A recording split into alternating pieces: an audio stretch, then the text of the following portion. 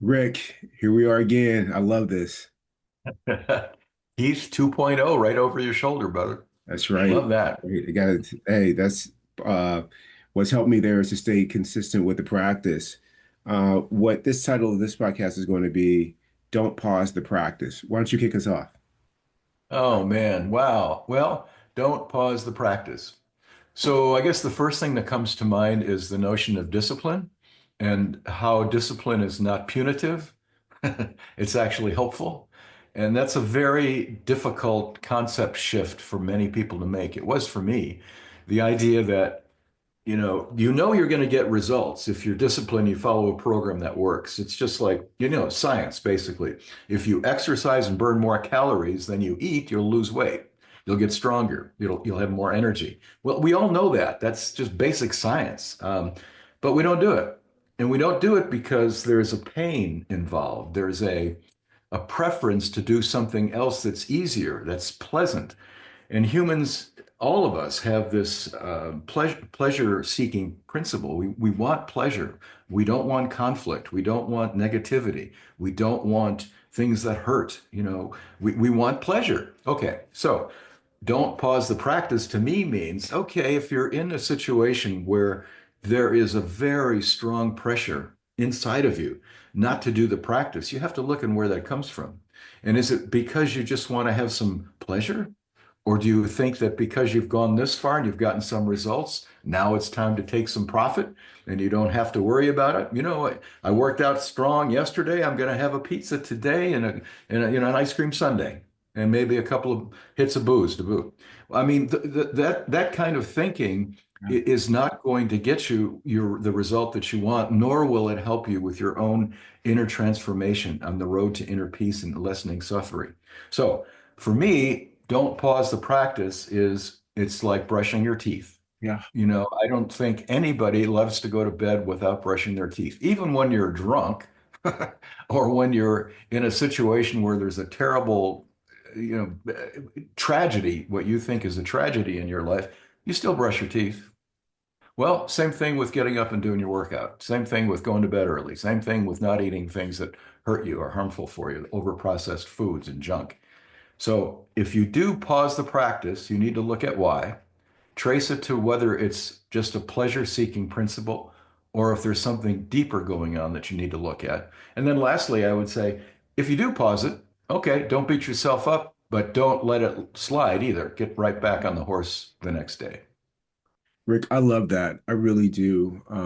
I appreciate you so much for you know, kicking us off with this particular topic. I think about it in terms of the practice is something that you said to me before, is that the consistency with the practice to be really committed to it requires a lot of discipline. And it certainly does. And it's especially uh, effortful in the beginning because it's something that you are not doing. And then Right. when you start to apply it, you need more reps. And just like somebody who plays a sport, you say, hey, they're masters at this particular craft. And the reason they are is because they've had 10,000 plus hours at it. I mean, people come to be read, it's like, man, Keith, your squats are fantastic. I'm like, they should be. I've been doing it for 30 years. You're not missing a week. They better be good. And I think about that with me being kind.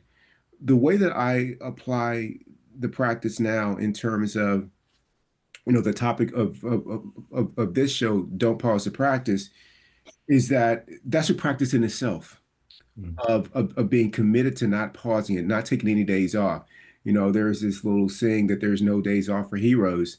And I say the same thing about the practice. There's no days off for the practice. And I think about it, like people know how present it is and prevalent in my life when it comes to working out. And that I don't miss workouts and my nutrition is locked in and, I'm committed to my sleep. But it goes beyond that in terms of dedicated days in which I come to the studio and work out. I use every single movement throughout the day to really practice that discipline. And I appreciate when I'm reminded that I may have slipped on doing something that I was able to do before.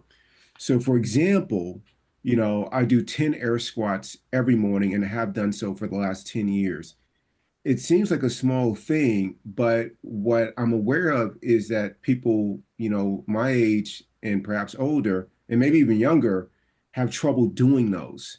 Mm. And I don't want to lose that, and so it's an opportunity to really continue to practice that so I don't lose it.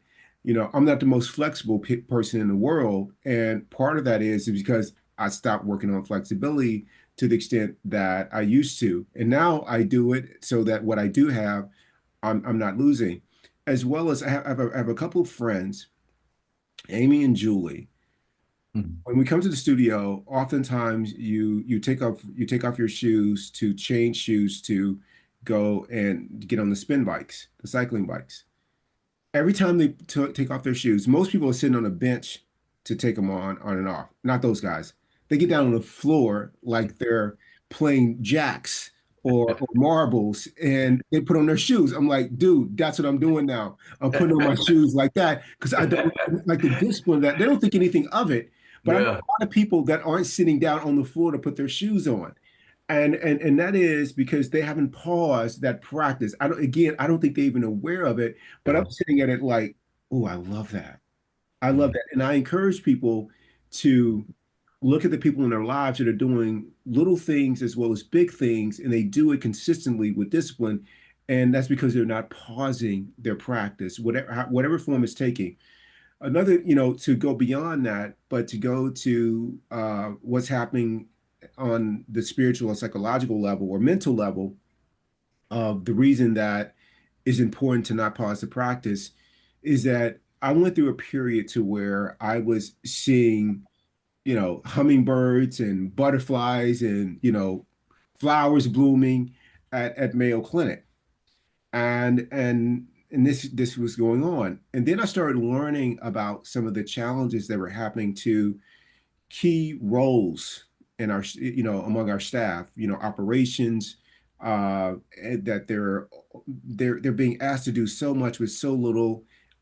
Most people, don't appreciate what they're called to do. They are seen as controlling the doctor's schedules and taking away the choice and autonomy. They have immense pressure regarding revenue. I mean, they just have it all, and with seemingly little compassion from higher ups. And so I remember going through this probably about a couple months. The shine of Mayo Clinic was starting to fade for me. Mm. Mm. But I remember like just show up and do your practice every day. Show up and do your practice every day. It's not about what's going on outside, it's about what's going on inside. That could be happening, and that can certainly be true. But at the same time, I'm the one who gets to dictate whether or not life is beautiful in whatever space I come in, I happen to be in. And so I worked on it just every day, Rick, not pausing the practice so I would not become disheartened, would not become, my joy for being at work and my gratitude for the organization wouldn't diminish. Like I just kept working on it, working on it. And finally, about a month ago, I had a breakthrough, because Ah, I just kept doing it. I just kept doing the reps, kept doing the reps. And I had the breakthrough. I'm like, man, this place is special. Now, all this stuff is still going on. yeah, But yeah. I had an internal breakthrough not to take that on, right? To be like, hey, that's outside of my sphere of influence. What I can do is in the spaces that I come into, I can continue to sprinkle kindness. I can continue to see the miracles that take place here for for patients and their families every single day. That we're gainfully employed with incredible benefits, and I get to work with some amazing people that are service oriented. Like that's a choice. And I think about the same thing with this country. There's so many things that's going on, but all I know is I got one job, and my job is not to complain to others about what's going on. My job is hopefully to contribute in a positive way that is aligned with kindness and compassion. But internally, like I'm not making a mess of this, and not internally. It may be a mess outside, but they're going to make this inside. Yeah. And I'm able to hold that because I haven't paused my practice, Rick. Wow. I haven't paused it. So I'll just end there. You want to have any parting words for us? Oh, bravo, brother. I mean, you're living proof that you don't pause the practice. And the idea that you can still have a breakthrough for as long as you've been doing the practice is directly related to not pausing it. The idea that as long as you keep moving in the direction that you want to go, there will be good things that happen. And that's an example of what you just said with your experience at Mayo's. Appreciate that. Thanks for sharing. Thank you, Rick. I love you. I love you, brother. Adios. Adios.